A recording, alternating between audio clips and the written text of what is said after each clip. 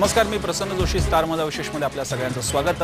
थोड्याच वेळापूर्वी बातमी आलेली आपण पाहिली असेल, लवासाच्या पहिल्या टप्प्यासाठी हिरवा कंदील देण्यात आलेला आहे। पर्यावरण मंत्रालयानं गो अहेडची सिग्नल दिलेला आहे, निर्देश दिलेले आहेत। त्याच्यामुळे आता लवासाच्या पहिल्या टप्प्याचं काम पूर्ण व्हायला कुठलाही अडथळा राहणार नाहीये। आणि याला कारण ठरलेलं ते म्हणजे नुकतंच राज्य शासनानं लवासाच्या बोर्ड ऑफ डायरेक्टर्स आणि प्रमुख अजित गुलाबचंद यांच्या विरोधात जो गुन्हा दाखल केलेला आहे, फौजदारी गुन्हा, त्याच्यामुळे सगळ्या अटींची पूर्तता झालेली आहे आणि आता हे काम पुढे गेलेलं आहे। एका अर्थानं पाहायला गेलं तर ही सिच्युएशन सगळ्यांसाठी चांगली आहे। राज्य शासनाने अटींची पूर्तता केली, लवासाच्या पहिल्या टप्प्याला परवानगी मिळाली, कार्यकर्त्यांसाठी गुन्हा दाखल झाला, ही त्यांची सुद्धा मागणी पूर्ण झाली। मात्र खरोखर ही विन विन सिच्युएशन आहे का? हा सगळा एक भोंगळ कारभार होता। जर का अशाच प्रकारे होणार होतं तर हे सगळे नियम कशाला, मग फौजदारी हा सगळा गुन्हा दाखल कशाला झाला आणि अशा प्रकारे जे आंदोलन करतायत त्यांची ऊर्जा कशाला वाया गेली, असे सगळे मुद्दे उपस्थित होत आहेत। मुळात ही शासनाची लवाडी आहे का? मुळात हा सगळा बनवेगिरीचा प्रकार होता का जो आपल्याला पाहायला मिळाला वर्षभर? आपल्याला यावर चर्चा करायची आहे। यावर बोलण्यासाठी आपल्यासोबत आहेत लवासा या पुस्तकाचे लेखक आणि लवासाची बाजू जे मांडत असतात ते ज्येष्ठ पत्रकार निळू दामले। याशिवाय आपल्यासोबत आहेत सुनीती सूरज, या लवासा विरोधी कृती समितीच्या कार्यकर्त्या आहेत, पदाधिकारी आहेत आणि पर्यावरण दृष्टीने लवासाच्या बाजू जी विरोधाची बाजू आहे ती त्या मांडत असतात। थोड्याच वेळात आपल्यासोबत राष्ट्रवादीचे आमदार जितेंद्र आव्हाडही असतील आणि त्याचप्रमाणे आपल्यासोबत आहेत शिवसेनेचे आमदार विजय शिवथरे। या सगळ्यांचं मी स्वागत करतो। मला सगळ्यात आधी सुनीतीताईंकडे जायचंय। सुनीतीताई, या निर्णयाकडे आपण कशा प्रकारे पाहताय?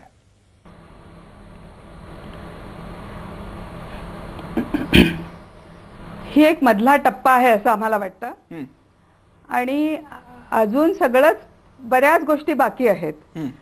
मला आता असं वाटतंय की आजच मुख्यमंत्र्यांनी म्हटलं की राष्ट्रवादीचे लोक काय आमचे मालक असल्यासारखे वागतात। तर हे एकदा लवासाच्याही संदर्भात सिद्ध होतंय की काय हे पाहिलं पाहिजे। मात्र मला ह्याच्यात हार किंवा जीत असं काही वाटत नाही। आत्ताच्या सिच्युएशन मध्ये म्हणायची असेल तर मला एकतर याची जीतच वाटते आहे आमची, कारण अजूनही आमची याचिका तिथे कायम आहे ज्याच्यामध्ये हे क्लिअरन्स देता येणार नाही असं आम्ही म्हणतो आहोत। ती काही अजून हायकोर्टाने फेटाळलेली नाही। बरोबर आहे।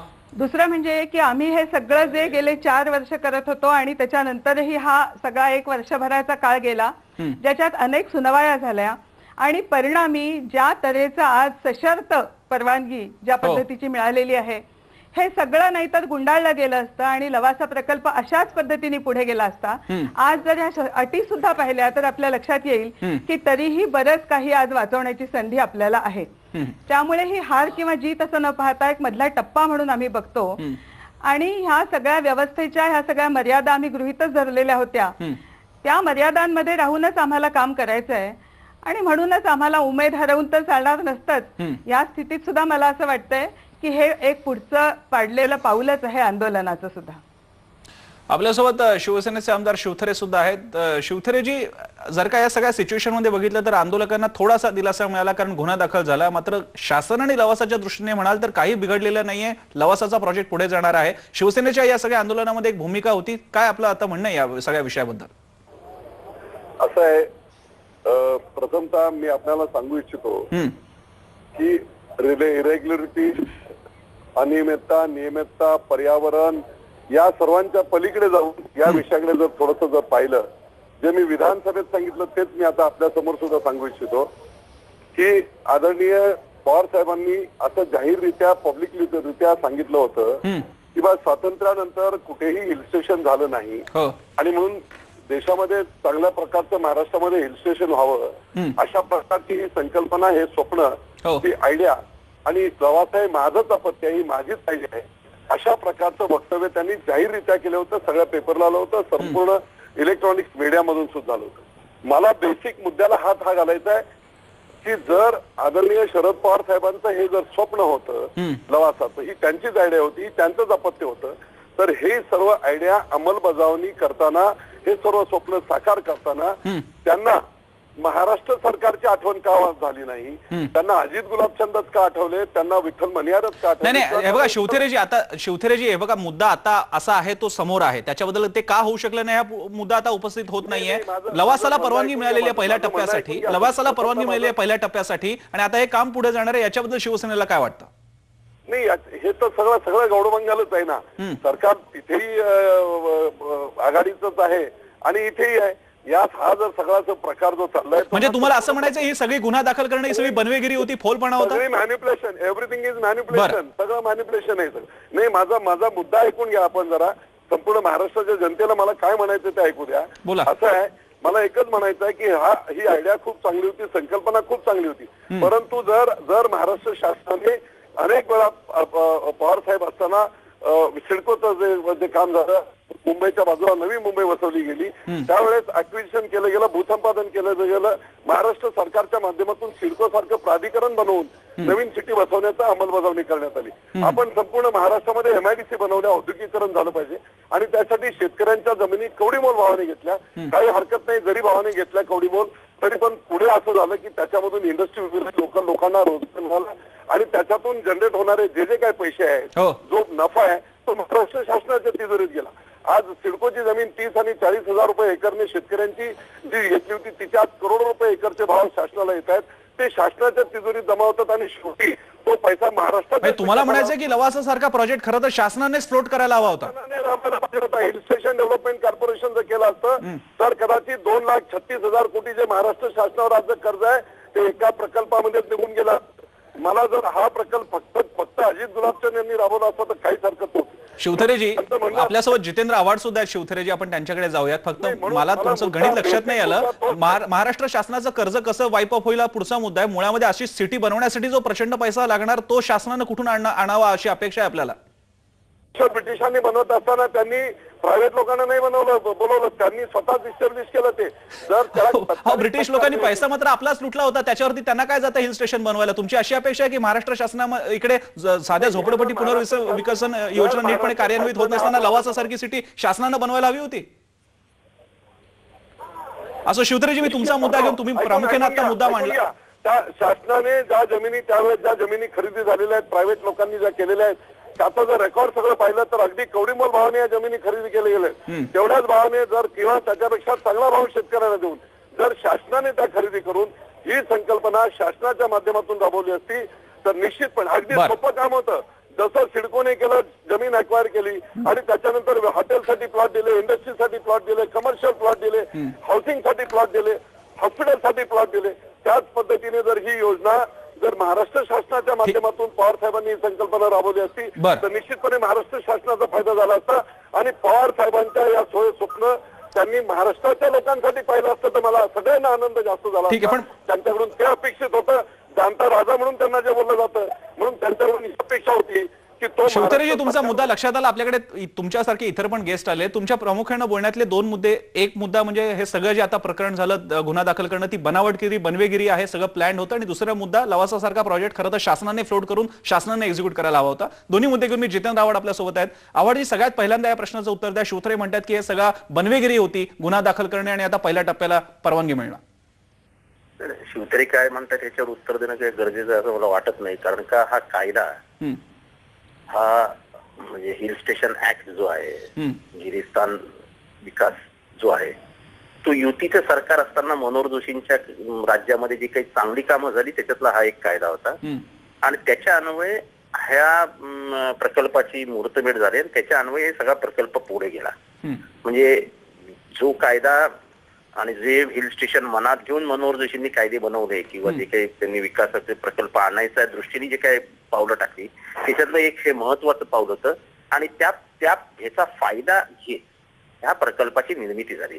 त्यामुळे आधीचं काय आहे हे कदाचित माझे मित्र शिवथरे यांना माहित नसेल किंवा त्यांनी त्याच्याबद्दल चर्चा न करता त्याला राजकीय रंग देण्याचा प्रयत्न केला असेल. त्याच्याबद्दल मला काही बोलायचं नाही. त्यामुळे हा प्रकल्प का आला, कसा आला, हा आता आपण वर्षभर चर्चा करतो. पण आवडजी जर का अशा प्रकारे बाकीचे 3 प्रमुख पर्यावरणीय क्लॉज होते त्याची पूर्तता झाल्यानंतर केवळ गुन्हा दाखल करायचा होता आणि त्याच्यानंतर पुढच्या टप्प्याला परवानगी मिळणार होती, तुम्हाला असं वाटत नाही व्यर्थ आहे? अगदी आपण लवासाच्या आणि तुमच्या शासनाच्या संबंधाच्या अनुषंगाने बघूयात, खरोखर काय अर्थ होता मग आता या गुन्हा दाखल करण्याला? प्रसन्न जोशी, मागच्या चर्चेच्या वेळेस मी आपल्या समोर स्पष्ट सांगितलं होतं की केंद्राने जी अटी टाकल्या होत्या त्याच्यामध्ये वन क्रेडिबल म्हणजे तुम्ही एक काहीतरी अशी कारवाई करा अशी एक अट केंद्रीय पर्यावरण खात्याने राज्य शासनावर टाकली होती.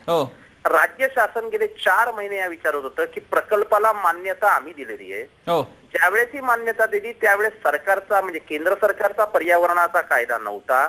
आम्ही आमच्या अधिकारात ही मान्यता दिली असताना आमच्याच मान्यतेवरती काम सुरू झालं असताना केवळ केंद्र सरकारची एजन्सी म्हणून आम्ही गुन्हा दाखल करायचा तर आम्ही म्हणजे कुठल्या तोंडाने गुन्हा दाखल करायचे अशा मानसिकतेत महाराष्ट्र सरकार सापडलं होतं, अशा अडचणीत महाराष्ट्र सरकार.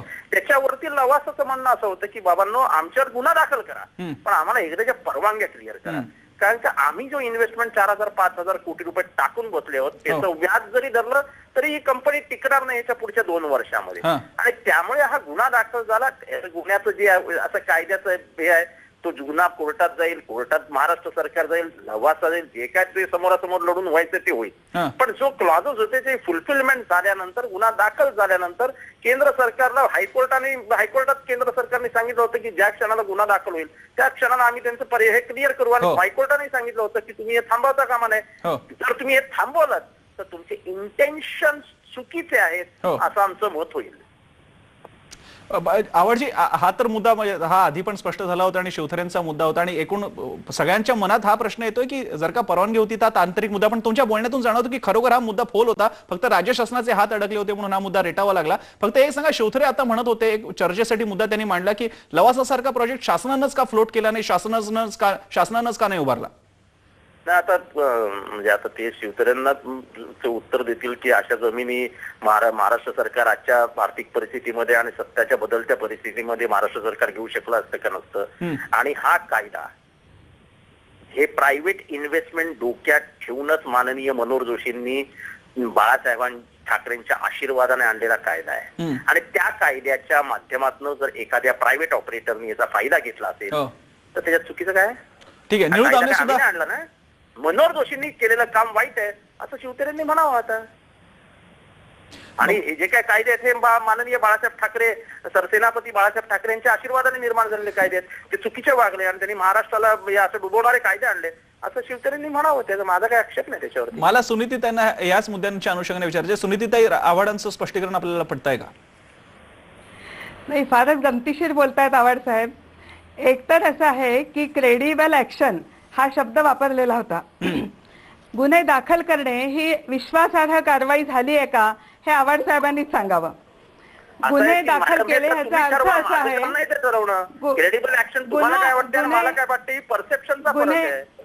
गुन्हे दाखल करणं ह्याचा अर्थ त्याला गुन्हेगार मानून महाराष्ट्र शासनाने एक कारवाई सुरू केली. कोर्टामध्ये अजून ठरायचंय की ते निर्दोष आहेत का दोषी आहेत. त्यांनी ज्या पद्धतीने एकूण पर्यावरणाचं नुकसान केलेलं आहे ज्याचा उल्लेख पूर्ण पुन्हा ते सशर्त परवानगीमध्ये सुद्धा आलेला आहे. हिल स्टेशन पॉलिसी म्हणजे ज्याचा उल्लेख आता सतत होतो आहे त्या हिल स्टेशन पॉलिसीचं पण इतकं उल्लंघन केलेलं आहे आणि त्याला ज्या पद्धतीने महाराष्ट्र सरकारने पुढे जाऊन सवलती दिल्या आणि त्या सवलतींचा पण भंग करत त्याचं पण उल्लंघन करत लवासाने आपला प्रकल्प रेटलेला आहे की त्या सगळ्याचा खरं म्हणजे दखल किंवा त्या सगळ्याची नोंद ही ह्या क्रेडिबल ऍक्शनमध्ये होणं आवश्यक होतं आणि हे आम्ही निश्चितपणे हायकोर्टाच्या पुढे मांडणारच आहोत.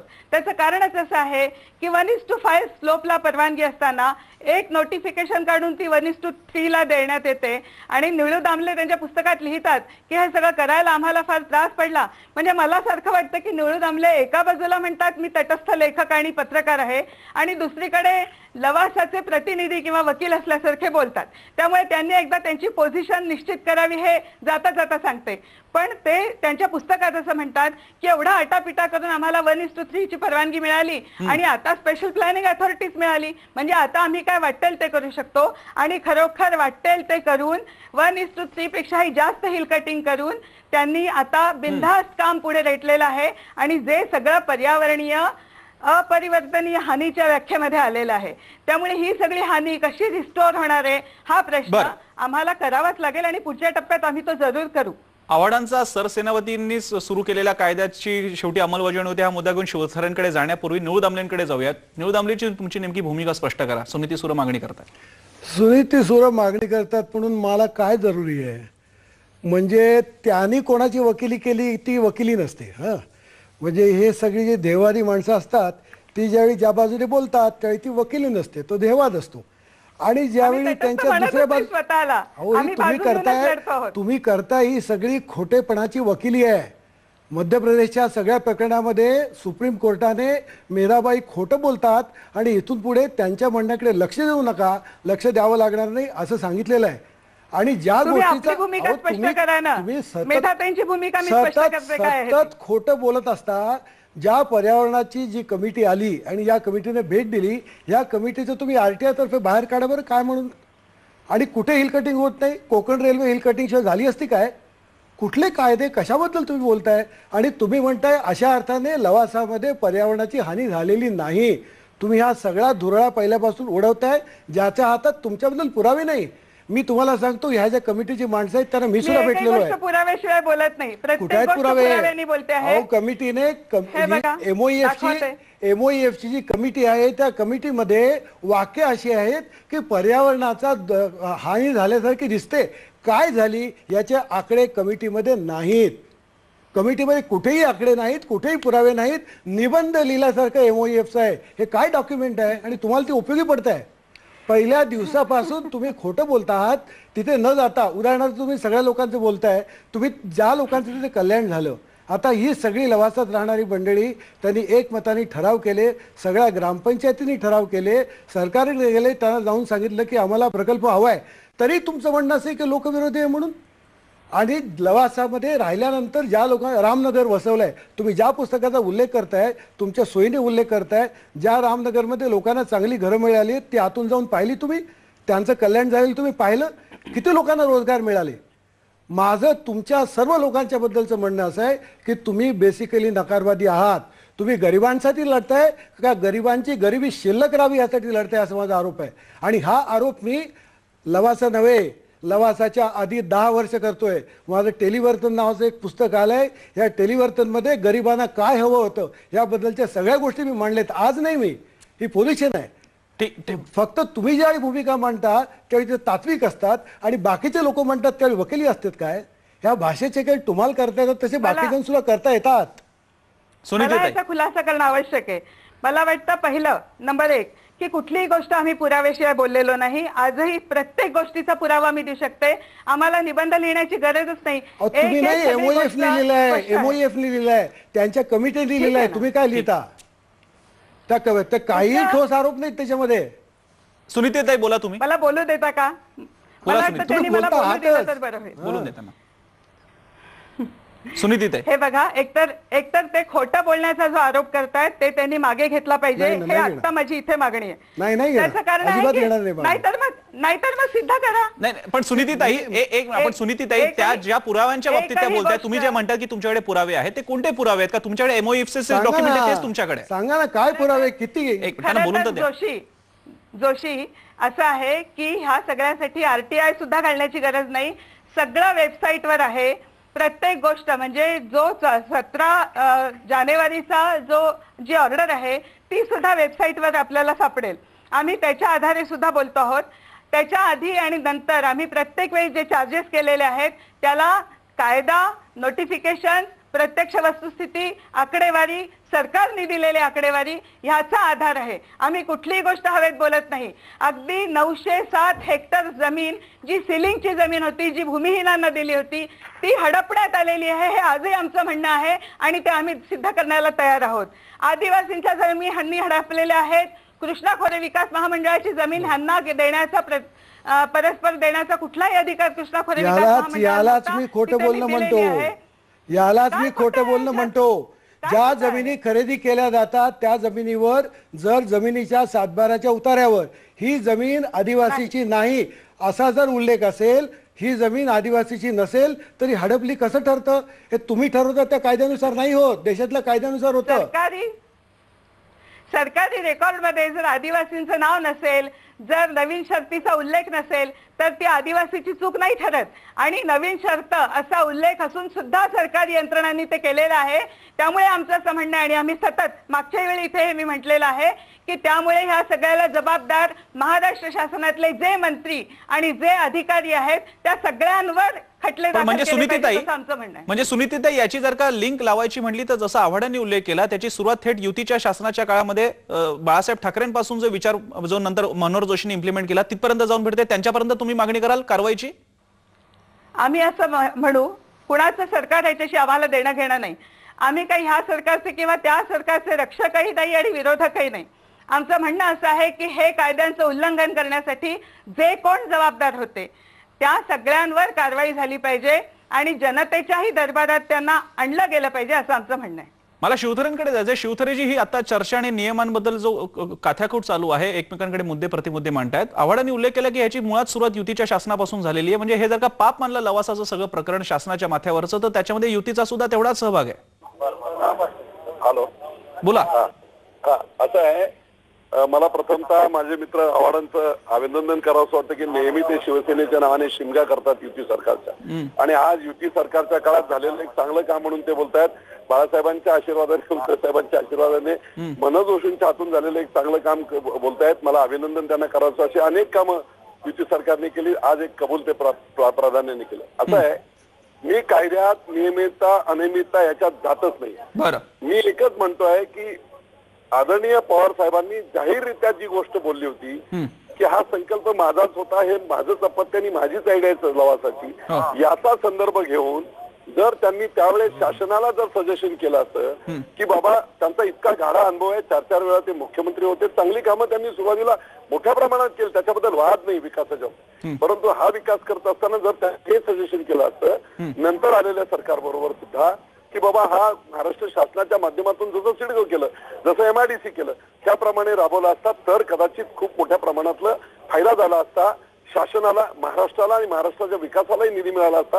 हे माझं नंबर 1चं म्हणणं. नंबर 2, नियमितता अनियमितता सोडा. मला एक सांगा, ULCT land urban ceiling act मधून जी जमीन मिळते ती जमीन बेसिकली स्वर्गीय आदरणीय काँग्रेसच्या नेत्या इंदिरा गांधी यांनी हा कायदा आणला. त्याच्या पाठीमागे सगळ्यात महत्वाची भूमिका ही होती की धनदान मोठ्या शेतकऱ्यांकडून किंवा मोठ्या जमीनधारकांकडून सरप्लस लँड काढून घेऊन त्या जमिनी गोरगरिबांना 2-2 एकर वाटाव्यात आणि भूमिहीनांना त्या वाटाव्यात, याच्यासाठी ULC ऍक्ट केली होती. ती लावासासारख्या अक्वायर करा आणि लावासासारख्या धंदांग्यांना द्या, याच्यासाठी हा पर्पज नव्हता. हेतू काय होता? गोरगरिबांसाठी तो ऍक्ट बनवला गेला होता. आणि लवासाच्या माध्यमातून यांनी हा सरकारने, तत्कालीन मंत्री जे आघाडी सरकारचे होते त्यांनी चुकीचा वापर करून ही ULCT लँड सुद्धा लवासाच्या घशात घातली. तुम्ही शेतकऱ्यांकडून जमिनी अक्वायर केल्या कृष्णा खोऱ्यासाठी, कशासाठी? पण शिवतरेजी, आपण पुन्हा फक्त आहे त्या मुद्द्यावरती बोलूयात, कारण तुमच्याकडे सुद्धा आणि आव्हाड सगळ्यांकडेच वेळ कमी आहे. मुद्दा असा आहे की जर का आता लवासा ज्या मुद्द्याच्या अनुषंगाने त्याची डेव्हलपमेंट झालेली आहे, तो मुद्दा प्रामुख्याने युतीच्या शासनाच्या काळात अशा गिरीस्थान विकास संदर्भात जो कायदा तयार झाला त्याच्यामुळे त्याची ही पुढची परिणती आहे. त्या अनुषंगाने युतीचं सुद्धा ही जबाबदारी आहे लवासा बनत असेल तर. या मुद्द्याकडे घेऊन मी तुमच्याकडे येतो, मात्र त्यापूर्वी एक छोटासा ब्रेक घेऊयात. पाहत रहा स्टार माझा.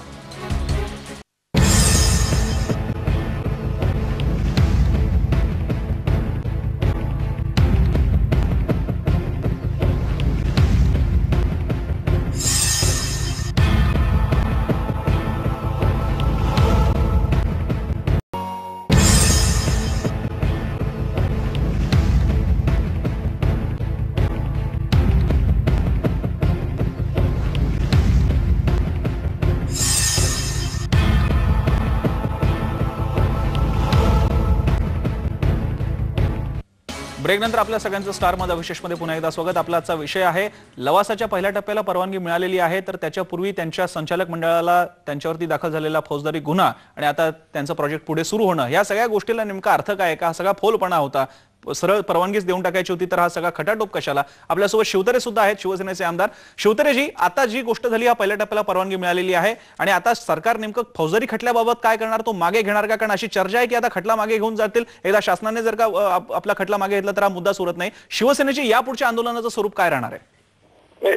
आम्ही लवासाच्या विरुद्ध आंदोलन करत नाही, लक्षात घ्या. पहिल्यांदा आमचं आंदोलन असं नाही, या मुद्द्यांवर, तात्विक मुद्द्यांवर ही लढाई आहे. आणि मी जे बोलतोय ते एवढ्या मनोहर जोशी साहेबांनी अतिशय कल्पकतेने आणि बाळासाहेबांच्या आशीर्वादाने मी पुन्हा एकदा सांगतो, हो अतिशय चांगलं काम त्यावेळेस हे जे केलं होतं, परंतु त्याचा विपर्यास पुढे त्याचे कसे फायदे घ्यायचे त्याचे फायदे घेत हा सगळा प्रकार केला गेलेला आहे.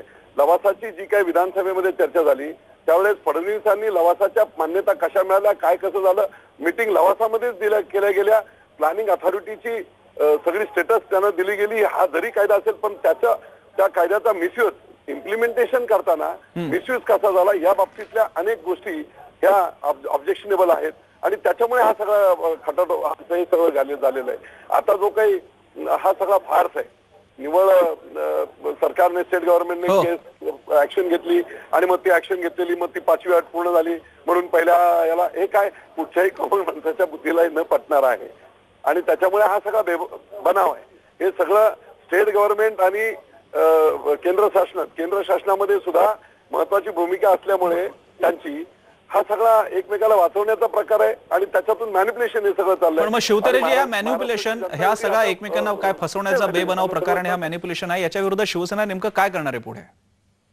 नाही असं आहे की लवासाच्या विरुद्ध असं डायरेक्टली जसं ऊस आंदोलनामध्ये आज आम्ही उतरलोय तसं लवासाच्या विरुद्ध आम्ही उतरलो नाही. आम्ही तात्विक आमची ही भूमिका होती, आमचीच ती पॉलिसी होती. आमच्या सरकारच्या काळामध्ये ते राबवण्याचं ठरलं गेलं होतं. अतिशय उदात्त हेतूने मी चांगल्या भावनेने ते केलं होतं, परंतु त्याची अंमलबजावणी करत असताना ती तोडमोड करत त्याचा चुकीचा विपर्यास करून हे सगळं केलेलं आहे आणि त्यामुळे आम्ही तसं त्याच्या लवासाच्या विरोधात आंदोलन असं शिवसेनेचं डायरेक्ट असं काही नाही, परंतु निश्चितपणे म्हणजे शिवतरेजी 2014 साली जर का चुकून समजा तुमच्या प्रयत्नाने युतीची सत्ता आली तर लवासाला अडचण येणार नाही असाच तुमच्या बोलण्याचा स्पष्ट अर्थ निघतो.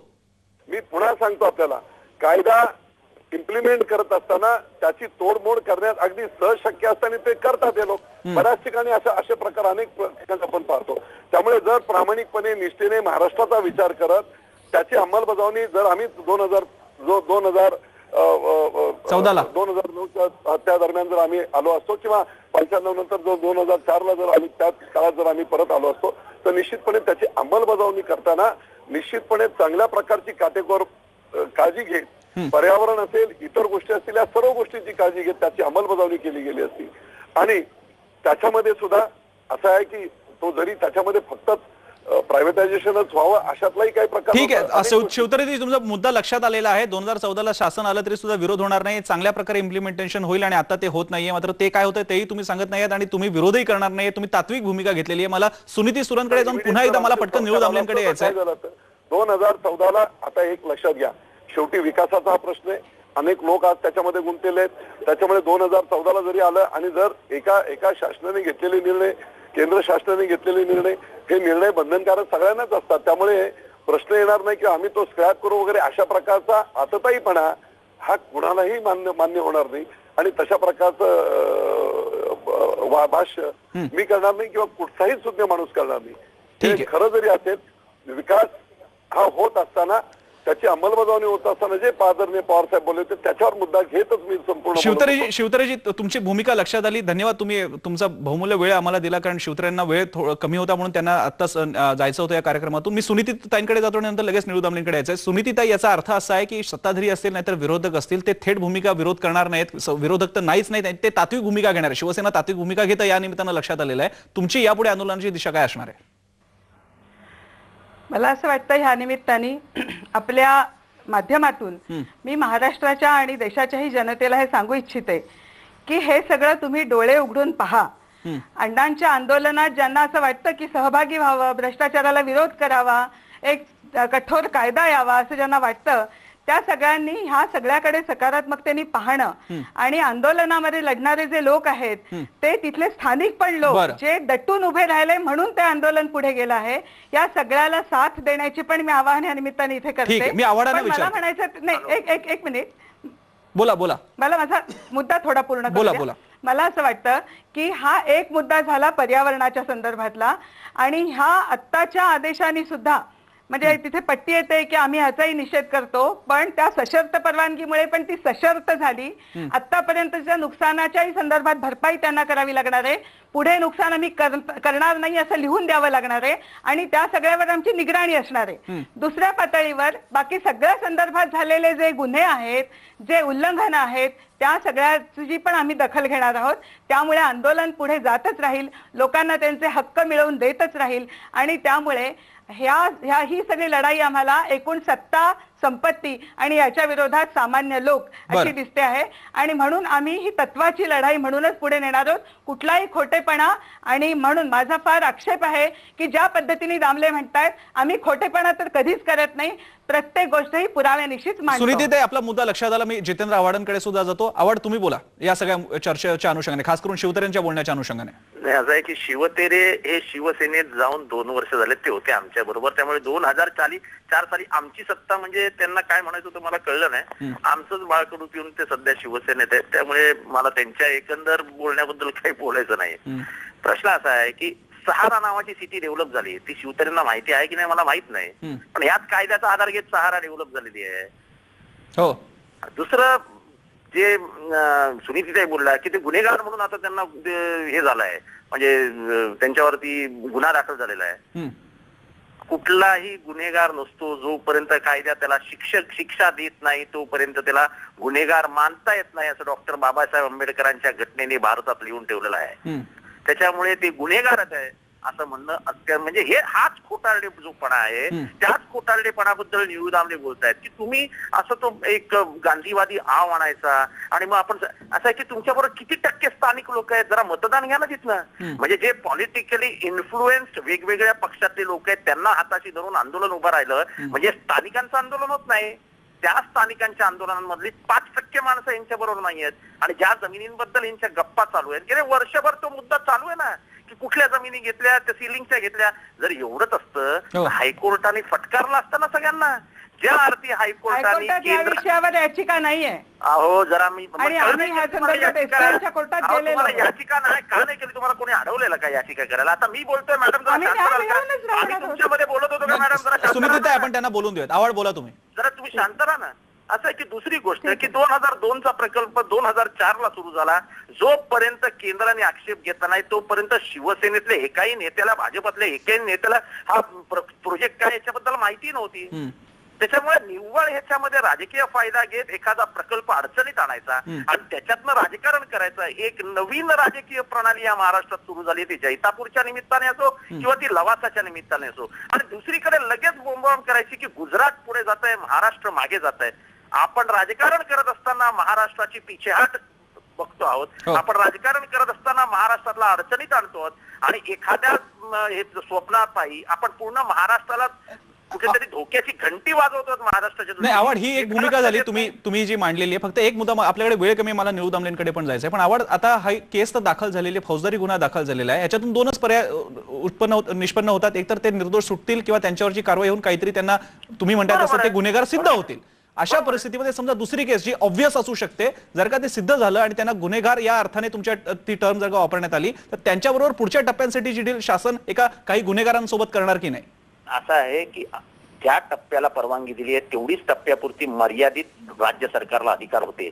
त्याच्या पुढच्या टप्प्यांना देण्याचे अधिकार नवीन कायद्यानुसार राज्य सरकारला नाही. वाद तिथे आहे की जेव्हा राज्य सरकारने अधिकार मान्यता दिल्या तेव्हाचा कायदा हा केंद्र शासनाचा कायदा अस्तित्वात येण्याच्या आधीच्या परवानगी आल्यानंतर ओव्हररूल म्हणजे त्याचा सुपरसीड झाला आता तो कायदा. त्यामुळे केंद्र सरकारच्या परवानगीशिवाय आता राज्य सरकारला काही करता येणार नाही. हा नवीन कायदा केंद्र सरकारने केलाय आणि त्याच्यात हा तिढा आहे.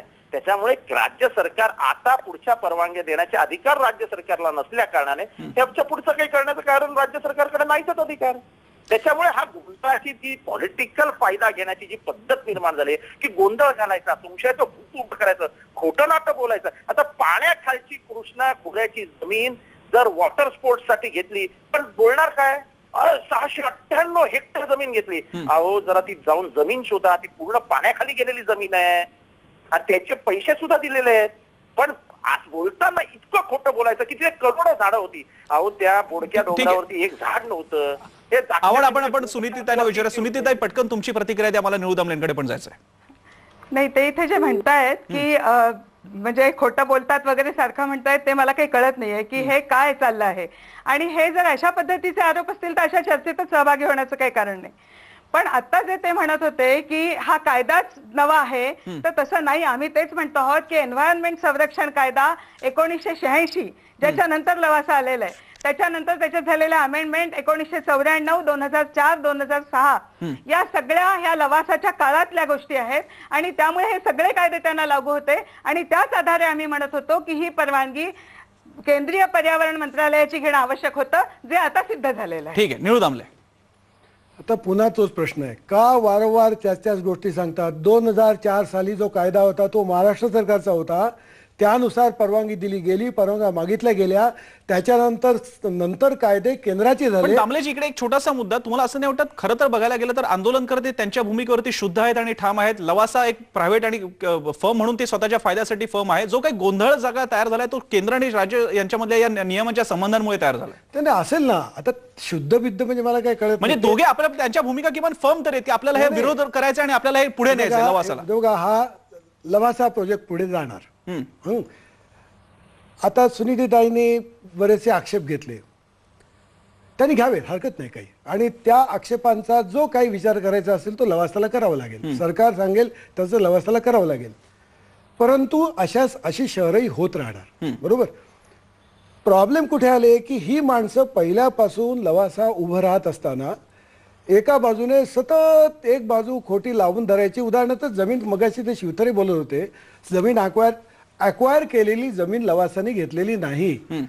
लवासाने खरेदी केलेली 95-98% जमीन ही खासगी लोकांकडून करून घेतली. एक.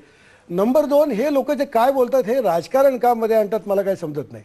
म्हणजे शरद पवारांचा प्रोजेक्ट आहे, आता तिकडे नरेंद्र मोदींनी असं कसं करतात? हे सगळे प्रामुख्यानं केंद्र, राज्य राजकारण आणतात. हे लोक स्वतःची राजकारण करत राहतात आणि त्याच्यामुळे खाली विकास होत नाही. राजकारण तुम्ही तुमची करा ना.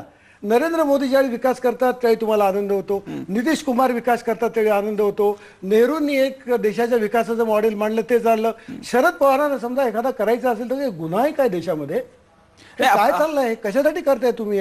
म्हणजे सगळं जे शुद्धत्वाचं वगैरे आहे हे सगळं तुमच्याकडे, आणि त्या म्हणतात आम्ही निगराणी करणार. म्हणजे हे राजस्थान मधली खाप पंचायत आहे ना, तसं यांचं 4 माणसं एकत्र येणार आणि संबंध देशाला वेटीस धरणार ब्लॅकमेलिंग करून. दामलेजी, तोच मुद्दा होता आपल्या चर्चेमध्ये सुद्धा हे सारखं लक्षात आलं की आंदोलक आहे ते त्यांच्या भूमिकेवरती ठाम आहेत की आम्हाला होऊ द्यायचं नाहीये किंवा आमचा विरोध आहे. लवासाची भूमिका आहे की आपल्याला तर व्हायचं कारण आपले पैसे त्याच्यात गुंतलेले आहेत. पण याच्यातला गोंधळ दिसून आला तो केंद्र आणि राज्य पातळीला. राज्य स्वतः त्याच्यामध्ये निमंत्रक होतं आणि केंद्राच्या नियमांमुळे या गोष्टीला कसा खो बसला. या गोष्टीमुळे राजकारण एका वेगळ्या अर्थानं विकासाला आणि विरोधाला सुद्धा कसं प्रभावित करतं आणि स्वतःच्या गोंधळलेल्या अवस्थेमध्ये खरोखर कदाचित आज लवासाच्या बाबतीत खरे काही मुद्दे आहेतही, मात्र उद्या खरोखर चांगल्या कामाला या केंद्र राज्य संबंध आणि नियमांच्या चौकटीमुळे कसा खोडा बसू शकतो हे या निमित्तानं दिसून आलेलं आहे. आणि विरोधकांची तात्विक भूमिका सुद्धा सुनीताताईंना लक्षात आलेलीच आहे. त्याच्यामुळे हा प्रोजेक्ट या सुद्धा पुढे कुठलीही सत्ता आली तरी महाराष्ट्रात चालू राहील हे खास करून लक्षात आलेलं आहे. आणि जाहीरपणे सांगितल्याबद्दल शिवतरेंचे आभारच मानले पाहिजेत. आपल्या या चर्चेला या सगळ्या मंडळींनी वेळ दिला, मी त्यांचे आभार मानतो. स्टार माझा विशेषमध्ये आपण इथे थांबतोय. पाहत रहा स्टार माझा.